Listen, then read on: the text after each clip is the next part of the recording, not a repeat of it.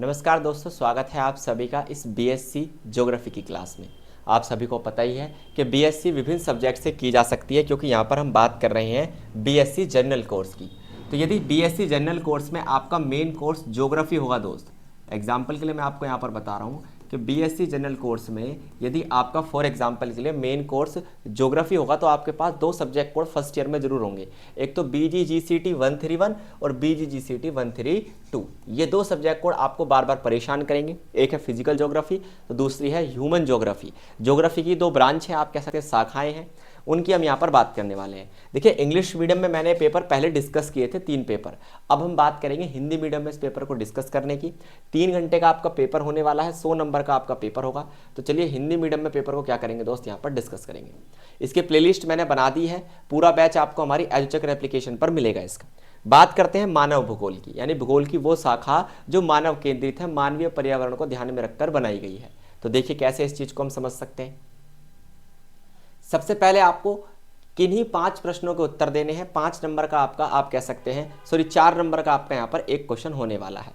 तो देखिए पहला क्वेश्चन जो है कि मानव भूगोल के कौन कौन से क्षेत्र होते हैं, है ना। मानव भूगोल की क्या पूछे, क्षेत्र पूछे, लेकिन हो सकता है आपसे यहाँ पर मानव भूगोल का अर्थ भी पूछा जा सकता है और आप कहेंगे सर यहाँ पर आपसे मानव भूगोल का महत्व भी पूछा जा सकता है।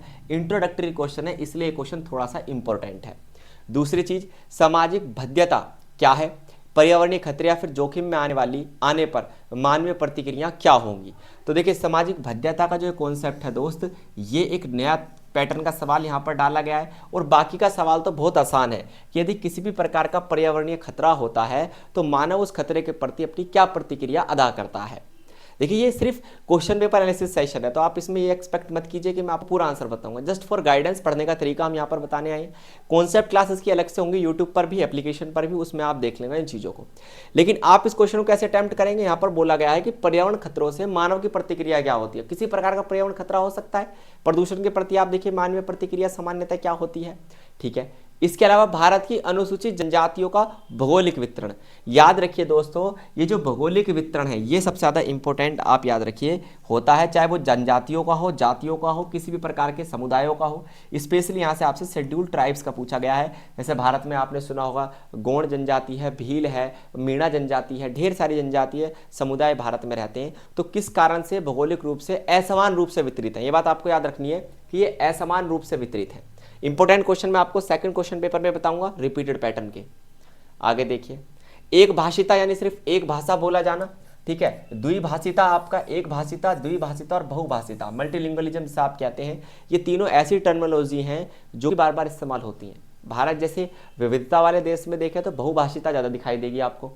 त्रिकोणीय हिरास व्यापार क्या होता है दोस्त, ये चीज़ आपको क्या रखनी है, याद रखनी है। हालांकि गतिशीलता के 4 प्रकार, गतिशीलता का कॉन्सेप्ट थोड़ा सा इंपॉर्टेंट यहाँ पर हो जाता है। यहाँ पर गतिशीलता के आपसे प्रकार पूछे गए हैं। महानगर और वृहत महानगर क्या होते हैं दोनों में से, यानी सिटीज और मेगा सिटीज आपसे पूछा गया है। सिटीज और मेगा सिटीज का जो कॉन्सेप्ट, यानी सिटी वर्सेज आप कहेंगे सर मेगा सिटीज, ये जो कॉन्सेप्ट है ये आपको बार बार क्या करेगा, परेशान करेगा। तो एक चीज आपको यहाँ पर याद रखनी है कि BGGCT का जो कॉन्सेप्ट है ये बहुत इंपॉर्टेंट है आपके लिए। क्लियर। देखिए मानव भूगोल के स्थानिक वितरण की अवधारणा को समझिए आप। मानव भूगोल के स्थानिक वितरण की अवधारणा की व्याख्या कीजिए। मानव भूगोल के अध्ययन में पदानुक्रम और स्थानिक व्यवस्थापन की क्या भूमिका है, ये दोनों आपको यहाँ पर बताने हैं। मानव भूगोल को ध्यान में रखकर स्थानिक वितरण की बात की गई है, तो आप इसमें वो ST वाला एग्जाम्पल डाल सकते हैं, असमान वितरण वाला, और साथ साथ इसमें आप कहेंगे जो व्यवस्थापन है, स्थानिक व्यवस्थापन, उसको भी ऐड किया गया। क्वेश्चन इंपॉर्टेंट यहाँ पर बन गया ये, ठीक। उदाहरणों की सहायता से तो आपको बतानी है हर चीज कि मानव और पर्यावरण के बीच इंटरेक्शन कौन कौन से होते हैं, है ना। आपको पता है हर जगह सबसे ज्यादा आप देखिए शेड्यूल्ड ट्राइब से रिलेटेड क्वेश्चन है ये, क्योंकि जो ट्राइबल पीपल होते हैं इनका सबसे ज्यादा इंटरेक्शन एनवायरनमेंट से रहता है। एनवायरनमेंट के आप कह सकते हैं मित्र हैं, पर्यावरण से बहुत ज़्यादा संबंधित रहते हैं ये लोग। तो बहुत से ऐसे फिजिकल और आप कहेंगे इकोनॉमिकल फैक्टर्स हैं जो इस इंटरेक्शन को, इस अंतः क्रिया को प्रभावित करते हैं। क्लियर, तो वो आपको यहाँ पर बताने हैं। फिर आता है आपका विश्वास प्रणाली और धर्म में क्या अंतर है। देखिए धर्म भी एक प्रकार की विश्वास प्रणाली ही है, आस्था है, लेकिन विश्वास प्रणाली थोड़ी सी भिन्न हो जाती है धर्म से। वो कैसे होती है वो आपको बताना है, और किन्हीं 4 पुरातन धर्मों को बताना है। ये एक डबल स्टार क्वेश्चन है दोस्त। रीजन क्या, कभी 4 पूछेगा, कभी 10 पूछेगा, कभी 5 पूछेगा, लेकिन क्लासिकल रिलीजन्स के बारे में क्वेश्चन बार बार एग्जाम में देखने के लिए मिलता है। भाषा, आपको पता है भारत में ढेर सारे भाषा परिवार हैं और एक भाषा में कई बोलियां। अब हिंदी को आप देख लीजिए, खड़ी बोली, हरियाणवी बोली आप देखेंगे बहुत सारी है। हिंदी भाषा को कई बोलियों में बोला जाता है। तो वही आपको डायलेक्ट्स बताने, लैंग्वेज बतानी है और भारत में कौन कौन से भाषा परिवार है दोस्त। ये क्वेश्चन भी इंपॉर्टेंट हो जाता है, इस पे लगाएंगे आप स्टार। बताइए क्या कोई व्यक्ति अब ऐसा बचा है जिसको ये वाला क्वेश्चन समझ में ना आए हो? अभी हम रिपीट पैटर्न के क्वेश्चंस पर पहुंचे ही नहीं है, अभी तो एक एक क्वेश्चन को देखने की कोशिश कर रहे हैं, लेंदी पेपर होता है। विश्व की जनसंख्या आपको पता है असमान वितरण है विश्व की जनसंख्या में। किसी देश के अंदर क्षेत्रफल ज़्यादा है तो जनसंख्या कम है, और किसी क्षेत्र में जनसंख्या ज़्यादा क्षेत्रफल कम है, जैसे बांग्लादेश आप देख सकते हैं जनसंख्या घनत्व ज़्यादा है। तो इस असमान वितरण के पीछे कौन कौन से कारण हैं, इस क्वेश्चन को आप यहाँ पर हाईलाइट कीजिए। बात समझ में? क्वेश्चन मेनली आपसे यहाँ पर यही पूछा गया है। ठीक है, आगे देखिए नेक्स्ट जो आपसे क्वेश्चन पूछा गया है, संसाधनों के अर्थ का संक्षेप में वर्णन कीजिए कि संसाधन क्या होते हैं, व्हाट इज रिसोर्सेज। इसके साथ साथ आपसे पूछा है उदाहरण के साथ बताइए जनसंख्या संसाधन अंतर संबंध की चर्चा कीजिए कि जनसंख्या और संसाधनों का क्या संबंध होता है। आप सभी को पता है कि पॉपुलेशन और आपके रिसोर्सेज, या फिर आप कह सकते हैं यूज ऑफ रिसोर्सेज, है ना दोस्त, इन दोनों के बीच में उल्टा संबंध। पॉपुलेशन जितनी ज़्यादा होगी आप कहेंगे रिसोर्सेज का दमन भी, आप कहेंगे रिसोर्सेज का इस्तेमाल भी बहुत ज़्यादा होगा। उल्टा नहीं, आप इसको सीधा संबंध कह सकते हैं। नगरीय वृद्धि से संबंधित भौतिक, सामाजिक और पर्यावरणीय समस्याएं। आपको पता है जैसे जैसे हम अर्बनाइजेशन की तरफ बढ़ रहे हैं दोस्त, ध्यान से समझिए इस चीज़ को आप, जैसे जैसे हम अर्बनाइजेशन की तरफ बढ़ रहे हैं वैसे वैसे आप देखेंगे ढेर सारी प्रकार की समस्याएं आ रही हैं। तो मेजरली क्वेश्चन तो यहाँ पर नगरीय समस्याओं का है, बस इसको थोड़ा सा इलेबोरेट करके आपके सामने दिया है। इसके अलावा एम ओरोसो द्वारा दिए गए नगरों के क्रियात्मक वर्गीकरण। देखिए फंक्शनल जो क्लासिफिकेशन हमारा दिया था, किसने दिया था फंक्शनल क्लासिफिकेशन, है ना, एम ओरोसो ने जो दिया था नगरों का। आप देखिए नगरों के आसपास बड़ी कहानी घूम रही है, क्योंकि आधुनिक विश्व में ह्यूमन ज्योग्राफी का मेन कॉन्सेप्ट ही सिटीज और मेगा सिटीज है। तो ज्यादातर क्वेश्चन इस वाली यूनिट से आपको देखने के लिए मिल रहे हैं। डन है ना, बिल्कुल आसान सा और प्यारा कॉन्सेप्ट दोस्त। आगे यदि इसी में हम चलें तो हमको क्वेश्चन दिखाई देता है 6 और सबसे आसान क्वेश्चन में इसी को ही मानता हूं जो कल्चर के ऊपर आता है।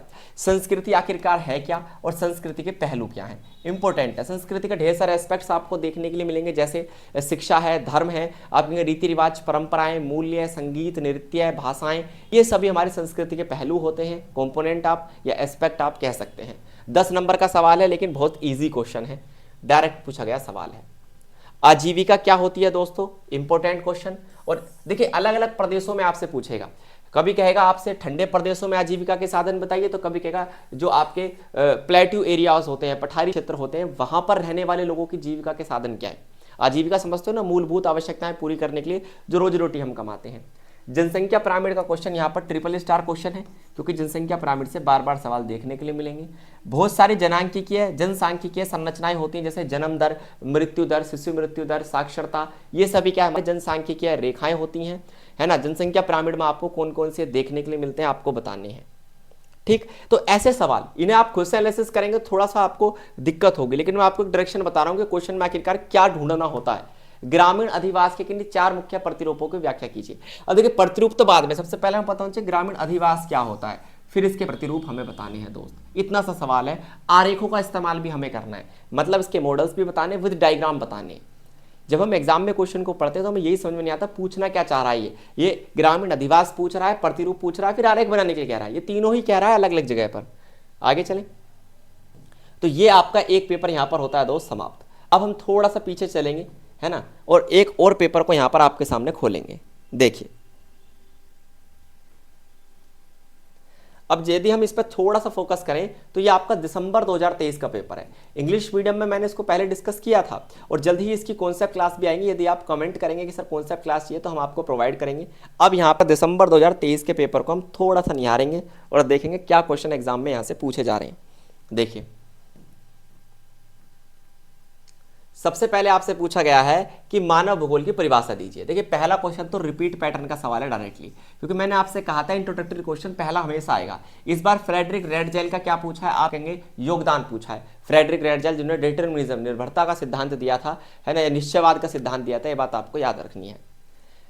मानव पर्यावरण अंतःक्रिया को प्रभावित करने वाले, देखिए मानव पर्यावरण अंतःक्रिया पर फिर आ गया क्वेश्चन, ये भी रिपीट पैटर्न का सवाल है, ह्यूमन एनवायरमेंट इंटरेक्शन। इसमें आपका पॉसिबिलिज्म और आप कहेंगे डेटर्मिनिज्म, ये दोनों इंपॉर्टेंट फैक्टर के क्वेश्चन हैं। यानी पहला और दूसरा सवाल जो इंट्रोडक्टरी क्वेश्चन है, ये एग्जामिनर का मोस्ट फेवरेट और सबसे प्यारा आप कहेंगे कॉन्सेप्ट माना गया है।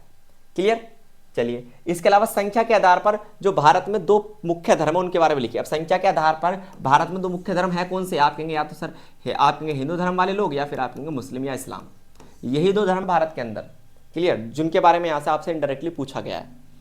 आगे देखिए, भारतीय संविधान में आधिकारिक भाषा के आधारित, आपको पता है ऑफिशियल लैंग्वेज के बारे में भारत में बहुत कुछ कहा है। भारत की आधिकारिक भाषा के तौर पर हिंदी को चुना गया है, आपको पता है। राष्ट्रीय भाषा भारत की कोई नहीं है, राजभाषा हिंदी है, लेकिन आप कहेंगे असिस्टिव ऑफिशियल लैंग्वेज जो रखी गई है वो इंग्लिश को रखा गया है। यानी हिंदी के अलावा डॉक्यूमेंट्स को इंग्लिश में छापना भी अनिवार्य हो जाता है, तो उसके बारे में आपको यहाँ पर बताना है। भारत में शिशु लिंग अनुपात, अब आप देखिए क्या क्वेश्चन रिपीट है? कुछ कहेंगे नहीं सर, लेकिन मैं कहूँगा रिपीट है, क्योंकि जनसांख्यिकीय वाला एक क्वेश्चन आया था, उसमें मैंने बताया था क्या कि शिशु मृत्यु दर, आप कहेंगे वैसे सामान्य मृत्यु दर, जन्म दर, इसके अलावा साक्षरता दर, ये सभी अनुपात जो होते हैं दोस्त, ये जनसांख्यिकीय के हैं। तो शिशु लिंग अनुपात यहाँ पर पूछा गया है। ठीक है दोस्त, आगे देखिए। अब इन 3 क्वेश्चंस पर फोकस कीजिए ध्यान से। सतत विकास, सबसे सिंपल क्वेश्चन, बिल्कुल कल्चर जैसा सिंपल क्वेश्चन। सतत विकास क्या है? सघन और परिक्षिप्त अधिवास, अधिवास का क्वेश्चन बार बार एग्जाम में आ रहा है, रिपीट पैटर्न का सवाल है। रीजन क्या है? अभी ग्रामीण अधिवास पूछा था, ग्रामीण क्षेत्रों में 2 प्रकार का अधिवास आपको देखने के लिए मिलेगा, सघन भी और परिक्षिप्त भी। सघन का मतलब क्या होता है? एक ही जगह पर आप कहेंगे बहुत भिचकुच वाले मकान होना, सघन होना है ना, डेंस होना, वो आप कह सकते हैं। मानव भूगोल को मूल अवधारणाएं क्या है? डायरेक्टली इंट्रोडक्टरी सवाल, मानव भूगोल पर सीधा सवाल। ठीक है दोस्त, इसके 4 महत्वपूर्ण अवधारणाएं आपसे पूछी हैं, उनमें से 2 तो आपसे सवाल में पूछ ही ली गई थी। अवधारणाओं में आप निश्चयवाद, संभाववाद दोनों ही बता सकते हैं। ठीक, आगे देखिए। लो, ये सवाल भी आपका एज इट इज रिपीट हुआ है नहीं हुआ है, आप बताइए। शहरीकरण की मुख्य समस्याएं, नगरीकरण था पिछले क्वेश्चन में, इस बार शहरीकरण डाल दिया, बस इतना सा है। 3 स्टार क्वेश्चन है। शहरों का क्रियात्मक वर्गीकरण, वहां पर शहर वर्ड नहीं यूज किया था, वहां पर सिर्फ वर्ड यूज किया था नगर। क्या ये क्वेश्चन रिपीट नहीं है? आप कहेंगे सर हर क्वेश्चन को बस देखने का नजरिया अलग है, रिपीट है। फंक्शनल क्लासिफिकेशन पहले भी आया था, फिर से आ गया है।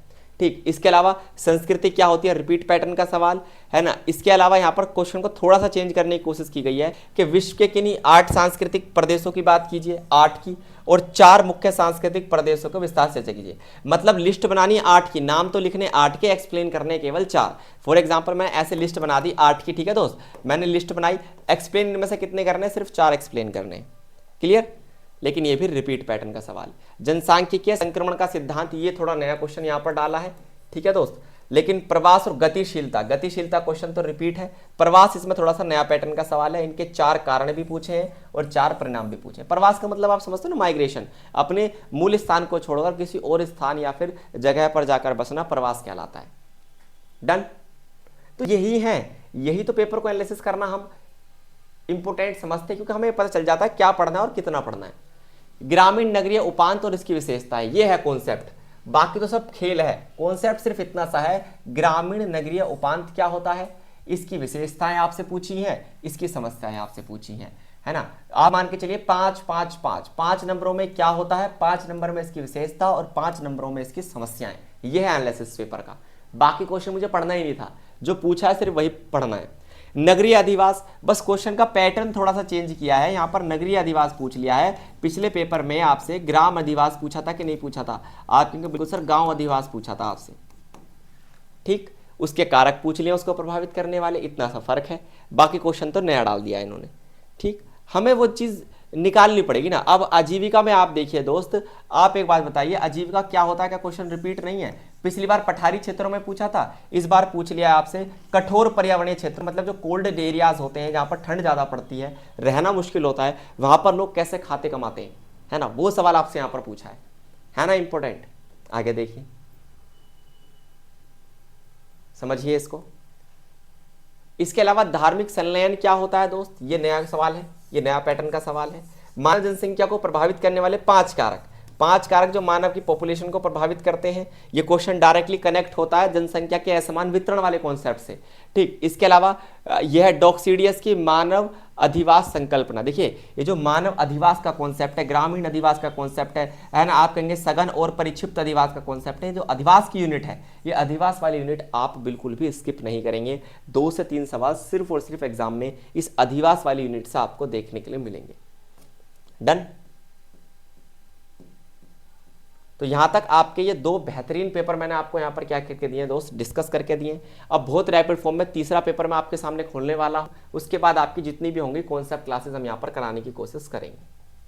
चलिए, तो जो तीसरा पेपर होगा उसमें हम एक स्टेप और पीछे जाएंगे और आपके लिए लेकर आएंगे जून 2023 का पेपर, यानी लगभग आप कहेंगे पूरा ही आप मान के चल सकते हैं 2 साल पुराना पेपर। अब इससे ज़्यादा पीछे जाने की हमें आवश्यकता नहीं होती। ठीक, तो देखिए ह्यूमन ज्योग्राफी है ना, हिंदी मीडियम में बताएंगे, इंग्लिश मीडियम में हमने इस क्वेश्चन पेपर को कराया था। हिंदी मीडियम में यदि हम देखें दोस्त तो आप इसमें पाएंगे कि ज़्यादातर क्वेश्चन तो रिपीट ही दिख रहे हैं मुझे, जैसे समकालीन समस्या और मुद्दों के आलोक में मानव भूगोल की प्रासंगिकता बताइए। पहला क्वेश्चन इंट्रोडक्टरी है, मानव भूगोल कैसे आज भी समय में यूजफुल है। क्या आज ह्यूमन ज्योग्राफी यूजफुल है? जब ह्यूमन ज्योग्राफी को पढ़ेंगे, ह्यूमन को समझेंगे, तभी तो इसकी नगरीय और ग्रामीण समस्याओं को समझ पाएंगे, माइग्रेशन जैसी समस्याओं पर बात करेंगे। ये क्वेश्चन रिपीट पैटर्न का सवाल है। मानव बसाव प्रक्रिया में, अधिवास प्रक्रिया में जैड प्रतिरूप क्या है? ठीक है। सांस्कृतिक प्रदेश और सांस्कृतिक क्षेत्र में अंतर बताइए, है ना। प्रदेश और क्षेत्र में क्या अंतर होता है ये आपको यहाँ पर बताना। नया पैटर्न का सवाल डाला है, लेकिन 1 और ये 2 ये तो फिक्स पैटर्न है। इंट्रोडक्टरी क्वेश्चन, आजीविका का क्वेश्चन, 2 क्वेश्चन शुरू के फिक्स पैटर्न के हैं। ध्यान से समझ गए आप। चलिए, यदि आपको इसका सॉल्यूशन चाहिए कि सर रिपीट तो हमें पता चल गया, लेकिन रिपीट क्वेश्चन में सॉल्यूशन भी तो हमें चाहिए। यदि आपको सॉल्यूशन चाहिए तो आप हमारे नोट्स या गेस्ट पेपर ले सकते हैं। अब हम सोल्ड असाइनमेंट भी आपको प्रोवाइड करते हैं, ठीक है। तो गेस्ट पेपर नोट्स वगैरह लेने के लिए या फिर सोल्ड असाइनमेंट लेने के लिए आप हमारे इस नंबर पर क्या कर सकते हैं दोस्त, कॉन्टैक्ट कर सकते हैं, व्हाट्सएप कीजिए हमें, हम आपको प्रोवाइड करेंगे। क्लियर। देखिए, जनसंख्या की प्राकृतिक वृद्धि और वास्तविक वृद्धि में क्या अंतर होता है ना। 2 प्रकार की वृद्धियों में यहाँ पर डिफरेंस पूछा है, नया सवाल डालने की कोशिश की गई है ना। आयु निर्भरता पर संक्षिप्त में टिप्पणी कीजिए। आयु निर्भरता एक जनसांख्यिकीय सूचक है, फिक्स पैटर्न का सवाल है दोस्त। ठीक, डोकोस्डियस का मानव अधिवास बिल्कुल repeat, as it is repeat question यहाँ पर डाला है ये। ठीक, पिछले पेपर में भी था। शुष्क बिंदु अधिवास, नम बिंदु अधिवास, मैंने आपसे कहा था अधिवास पर एक क्वेश्चन जरूर आता है। कितने ही सारे तरीके के अधिवास आपको देखने के लिए मिलेंगे, कभी शुष्क, कभी परिक्षिप्त, कभी आप कहेंगे सघन, जितने भी प्रकार के ग्रामीण नगरीय अधिवास, कोई ना कोई एक क्वेश्चन जरूर आएगा फिक्स पैटर्न का सवाल। तो देख रहे हैं एक स्लाइड पर मैंने आपको बताया कितने, 1 और 2 फिक्स पैटर्न के सवाल। ठीक है, आगे देखते हैं। मानव भूगोल का महत्व पूछा है ना, रिपीट सवाल। 4 अवधारणाएं पूछी है, रिपीट सवाल, ट्रिपल स्टार क्वेश्चन। मानव पर्यावरण के बीच समायोजन जो होता है, अंत्यक्रिया, एक तरीके से फिक्स पैटर्न का सवाल। विश्व की मुख्य सांस्कृतिक प्रदेश, कितनी बार पूछेगा पता नहीं इस सवाल को ये। सांस्कृतिक प्रदेश कभी 4 पूछता है, कभी डायरेक्टली ओपन एंडेड क्वेश्चन छोड़ दिया। भारत में मुख्य प्रजातीय तत्व, ये क्वेश्चन यहाँ पर नया डाला है। प्रजातीय तत्वों पर अभी तक क्वेश्चन नहीं आया था, लेकिन आप देखिए इन 3 में से 4 में से 1, 2, 3 क्वेश्चन आपके रिपीट हैं। तो क्या हमें सारे पेपर को पढ़ने की आवश्यकता है एग्जाम से जस्ट पहले? आप कहेंगे नहीं सर। जनसंख्या संसाधन संबंध, रिपीट पैटर्न का सवाल मैंने बताया था। सतत विकास की आवश्यकता, रिपीट पैटर्न का सवाल। ये दोनों अलग अलग क्वेश्चन है, बिल्कुल डिफरेंट है दोस्त, है ना। हालांकि सतत विकास जो है मानव संसाधन प्रबंधन का एक तरीका है, ठीक, इसलिए इसको इसके साथ जोड़ दिया गया है, वरना दोनों कॉन्सेप्ट को डिफरेंट तरीके से आप देख सकते हैं। क्लियर। आगे देखिए, जनसांख्यिकीय लाभांश क्या होता है आपका। जनसांख्यिकीय लाभांश का कॉन्सेप्ट समझिए। 1 मिनट।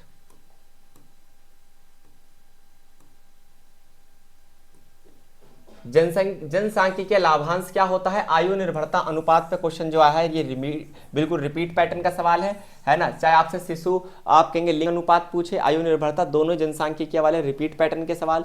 नगरीय प्रवृत्ति की बात कर रहा है, मतलब नगरीकरण की समस्याओं की बात कर रहा है। क्या ये सवाल पहले आया था जहां पर नगरीय समस्याएं पूछी थी, वही चीज है। ग्रामीण मकानों के प्रकारों को प्रभावित करने वाले कारक, यानी ग्रामीण अधिवासों वाली, बस मकान शब्द यहाँ पर डाल दिया है, मकान की जगह यदि यहीं पर हम लिख दें अधिवास शब्द तो एक ही तो बात है। आप कहेंगे बिल्कुल सर, स्टार लगा लीजिए, क्वेश्चन है फिक्स पैटर्न का सवाल। तो ऐसे बस लैंग्वेज को चेंज कर रहे हैं, कॉन्सेप्ट तो वही के वही है, लैंग्वेज को चेंज करके ये जाहिर करने की कोशिश कर रहे हैं कि हम नया सवाल बना दिया है हमने, पर वो नया नहीं है। यदि आप थोड़ा सा डीप इसमें देखें। अब ये लास्ट बचते हैं टिप्पणी के क्वेश्चन। इसमें और देखते हैं कितने क्वेश्चन रिपीट है। हमें करने हैं सिर्फ 2।